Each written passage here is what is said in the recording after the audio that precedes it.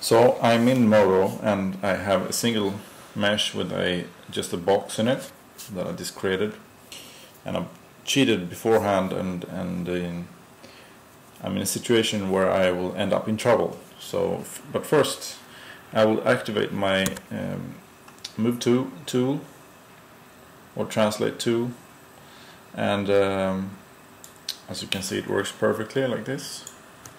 So I undo and I drop the tool, and now I go into item mode and I again activate my move tool, and indeed I have my move tool also in the pipeline. I have it, but I don't have a handle and I can't click on anything or move anything, and I was just in a component mode earlier on and it worked. Now it doesn't work anymore. So if I go back to this mode, it dropped the tool for me automatically. I select it, I have it. Now how can this be? Well, as I said, I cheated a bit and I deselected the cube here beforehand. If I have this cube selected, it works in component mode. And if I go into item mode, you see I have this outline. Now it works. Now I can move it. So that's something you need to keep tabs on.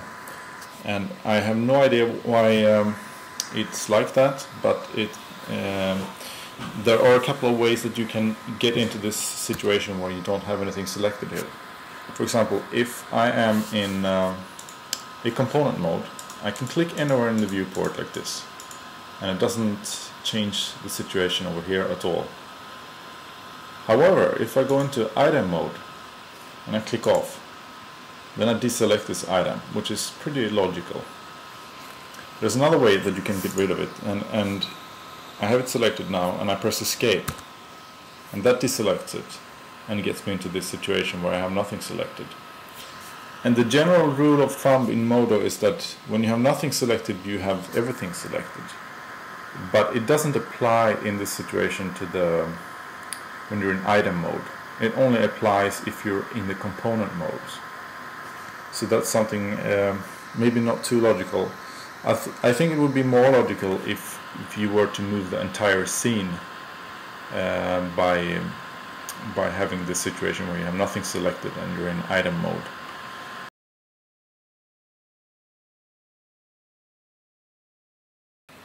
Here's another thing that you need to know of. And I have a fresh scene, and I'm going to also create a fresh cube like this. And notice that I'm in item mode now, and I move this one a bit to the side. I drop the tool and I activate the move tool again, and as you can see, the tool handles are centered on my object. Let me undo back a bit.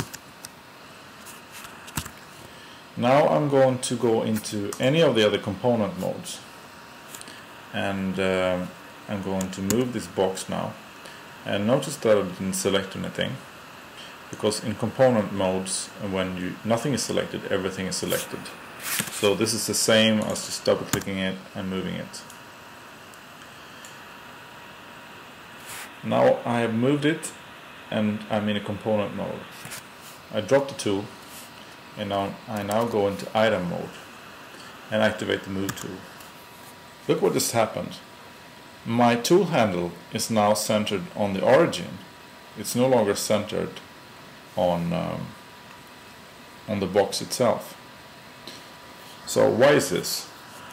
Well, when you move something in item mode, you also move the pivot, and you also move the center. So now if you activate the center here, you can see the center is in the middle. If we go into polygon mode, I'm actually not moving the mesh itself, I'm just moving the components of the mesh, and I'm leaving behind this invisible center here. So if I go into center mode now, you can see that the center is still, it's left behind here. If I did move it in item mode, I will move the center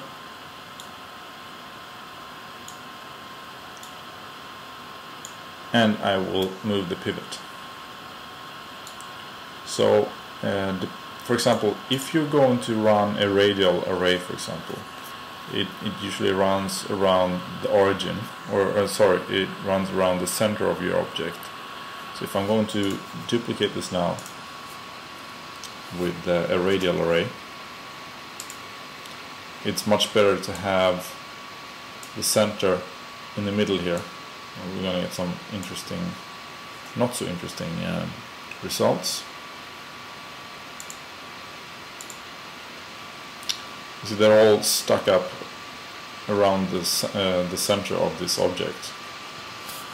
So if I do out of that, do back, now I have my cube here, go into polygon mode and move it. Notice that my center is still here. So if I do the radial array now, it's a different matter.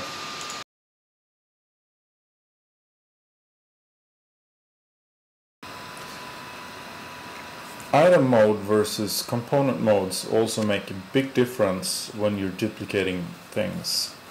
So for example, let's create a new box, and we're going to make a radial array, and no, sorry, we're going to make an array. And for example, if you notice that these are blue, all these ones are blue. If I turn on a component mode, they turn green. If I turn back to an item mode, and they turn blue again. And these are all the same. These are all component modes. This is the item mode. So if I'm in this mode, in a component mode, and I create an array, for example, I will not create any new mesh items. I will just create new components inside the current mesh. This is very important because when we do the falloffs to move objects around, we're moving meshes around in item mode. I will show you later on. So this is an important distinction. So let's do this array here, and maybe do 10 by 10. So notice I still have just one single mesh item.